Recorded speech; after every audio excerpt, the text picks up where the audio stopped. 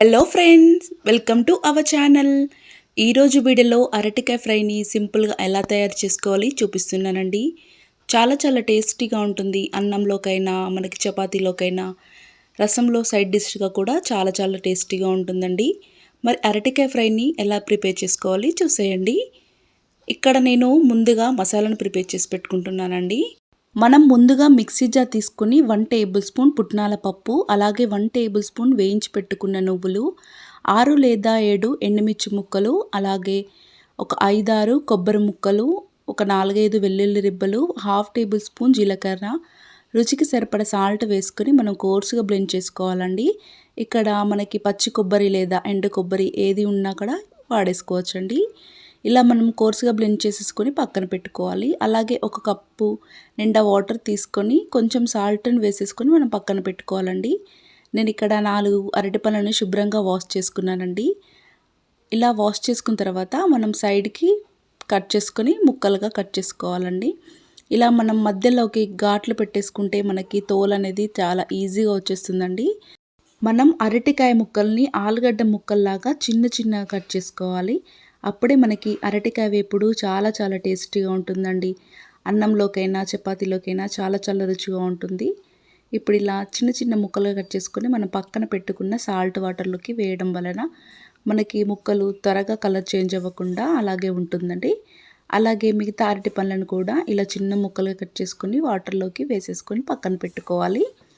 ఇప్పుడు స్టవ్ పైన మనం ఒక ప్యాన్ పెట్టుకొని 5 టేబుల్ స్పూన్ల వరకు ఆయిల్ వేసుకోవాలి. ఆయిల్ కొంచెం హీట్ అయిన తర్వాత జీలకర్ర, ఆవాలు, అలాగే 1 టేబుల్ స్పూన్ మినపప్పు, శనగపప్పు వేసుకొని కొంచెం ఫ్రై చేసుకోవాలండి. ఇలా కొంచెం దోరగా ఫ్రై అయిన తర్వాత సన్నగా కట్ చేసిన ఉల్లిపాయ ముక్కలు వేసుకొని పచ్చివాసన పోయేంత వరకు దోరగా ఫ్రై చేసుకోవాలి. అలాగే కొంచెం కరివేపాకు రెబ్బలు వేసుకొని వీటిని కూడా కొంచెం ఆయిల్లో చిటపట్లాడేంత వరకు ఫ్రై చేసుకోవాలండి. ఇలా ఫ్రై అయిన తర్వాత హాఫ్ టేబుల్ స్పూన్ అల్లం వెల్లుల్లి పేస్ట్ వేసుకొని పచ్చివాసన పోయేంత వరకు కొంచెం కలుపుతూ ఫ్రై చేసుకోవాలి. ఇలా ఫ్రై అయిన తర్వాత హాఫ్ టేబుల్ స్పూన్ పసుపు వేసుకొని బాగా కలుపుకోవాలి. చూడండి, మనకి ఇలా పోపు మొత్తం రెడీ అయిన తర్వాత మనం పక్కన పెట్టుకున్న అరటికాయ ముక్కల్ని కూడా వేసేసుకుని తాలింపు మొత్తం ముక్కలకి పట్టించేంత వరకు బాగా కలుపుకోవాలండి. మనకి చాలా త్వరగా అయిపోతుందండి అరటికాయ ఫ్రై. 5 లేదా 6 నిమిషాలైతే మనకి అరటికాయ ఫ్రై చాలా ఈజీగా అయిపోతుంది. మనకి అప్పటికప్పుడు కర్రీ ప్రిపేర్ చేసుకోవాలంటే ఇలా అరటికాయ ఫ్రై 5 నిమిషాల్లో కూడా ప్రిపేర్ చేసుకోవచ్చండి. మూత పెడుతూ తీస్తూ ఒక 2 నిమిషాల పాటు మనము కొంచెం ఆయిల్లో ఫ్రై చేసుకోవాలండి అరటికాయ ముక్కలు. మనకి అరటికాయ ముక్కలు చాలా త్వరగా మగ్గిపోతాయండి. బాగా ఎక్కువ కలపకూడదండి, కొంచెం పైనే కలుపుతూ ఉండాలి. రుచికి సరిపడా హాఫ్ టేబుల్ స్పూన్ సాల్ట్ని యాడ్ చేసుకొని ముక్కలకి పట్టించేంత వరకు బాగా కలుపుతూ ఉండాలి. ఇలా అంతా కలిపేసుకున్న తర్వాత మనం ప్రిపేర్ చేసేసుకున్న పుట్నాల పౌడర్ని వేసుకోవాలండి. అలాగే హాఫ్ టేబుల్ స్పూన్ కారము, కొంచెం జీలకర్ర పౌడర్ని వేసేసుకొని మొత్తం కలుపుతూ ఉండాలి. అరటికాయ వేపుడును మరీ మనం ఎక్కువ కలపకూడదండి, మనకి త్వరగా ముద్దలాగైపోతుంది. ఇలా ఒకసారి అంతా కలిపేసుకొని మూత పెట్టుకొని ఒక 2 నిమిషాల పాటు మగ్గించుకోవాలి.